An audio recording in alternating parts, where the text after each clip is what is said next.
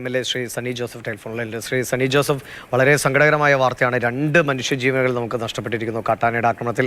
ആ മേഖലയിൽ ഇത് തുടരുന്നതാണ്. ഒരു ഇടപെടലുകളും കാര്യമായ വിധത്തിൽ നടന്നിട്ടില്ല എന്ന് കൂടി തെളിയിക്കുന്നതാണ്. അങ്ങക്ക് ലഭ്യമായ വിവരങ്ങളൊന്ന് പങ്കുവയ്ക്കാമോ? ഇത് കശുവണ്ടി ശേഖരിക്കാൻ പോയ ദമ്പതിമാരാണ് ഈ ആനയുടെ ആക്രമണത്തിൽ പരിചയപ്പെട്ടത്. ഇത് ജനവാസ മേഖലയിലാണ്. കഴിഞ്ഞ ദിവസം ചീഫ് വൈൽഡ് ലൈഫ് വാർഡൻ വന്നൊരു മീറ്റിംഗ് ഉണ്ടായിരുന്നു അവിടെ.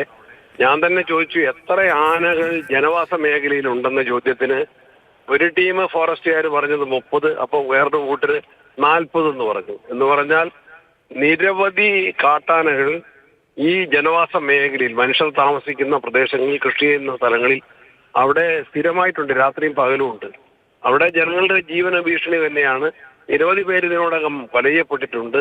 മന്ത്രിമാര് 3 പേര് ഒരുമിച്ച് വന്ന് മീറ്റിംഗ് കൂടിയിരുന്നു. ആന മതിൽ പണിയുന്നതിന് വേണ്ടി 2020 ഭരണാനുമതി കിട്ടിയതാണ്. ഇപ്പോഴും അതിന്റെ പണി മന്ദഗതിയിലാണ്, വളരെ മന്ദഗതിയിലാണ് മുന്നോട്ട് നീങ്ങുന്നത്. പൂർത്തീകരിക്കാൻ കഴിഞ്ഞിട്ടില്ല. അതുകൊണ്ട് ജീവന് വിലയില്ലാത്തൊരു സാഹചര്യം വന്നിരിക്കുന്നു. വളരെ വേദനാജനകവും പ്രതിഷേധാർഹവുമാണ് ഈ സംഭവവികാസം.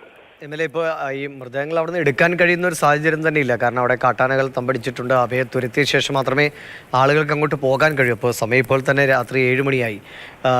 അങ്ങനെ കൂടുതൽ RRT സംഘം അങ്ങോട്ടേക്ക് എത്തുന്നുണ്ടോ? മറ്റു ജനപ്രതിനിധികൾ, അധികൃതരൊക്കെ അങ്ങോട്ടേക്ക് പോകുന്നുണ്ടോ?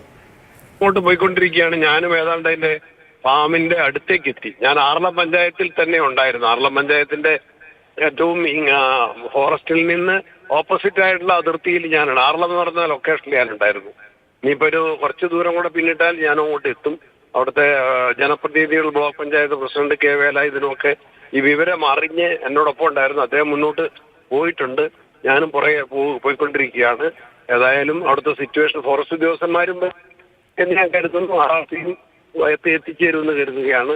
കാര്യങ്ങൾ അവിടെ ചെന്നിട്ട് വേണ്ടത് ശ്രദ്ധിക്കും. അതിനിടയിൽ ഫോൺ ചെയ്ത് അവരോട് ആവശ്യപ്പെടുകയും ചെയ്യും.